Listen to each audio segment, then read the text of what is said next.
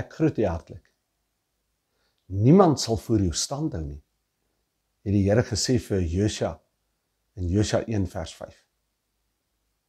Terwyl Josua 'n sekere doel in die lewe moes bereik, en mense van punt A na punt B moes lei, kom hierdie belofte terwyl hy bang, vreesagtig is, kom hierdie belofte van God oor sy lewe. Ek sal nie toelaat dat iemand die mooi in jou lewe stop nie. Ek sal nie toelaat dat iemand so teen jou in opstand kom, of teen jou staan, dat jy nie dit sal kan vervul, wat my droom en my begeerte vir jou lewe is nie.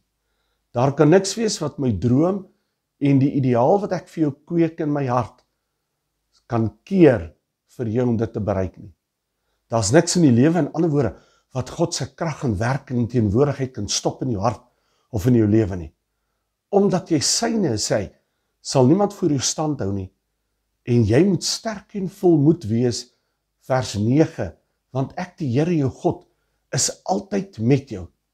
Daarom staan op, gaan uit, en oorwin, en bereik dit in die naam van die Here wat jy moet bereik, deur sy krag en sy genade, en hy sal gee dat niemand voor jou kon stand hou of dit stop, wat hy in jou lewe wil werk, of bring nie. Die Here seën jou.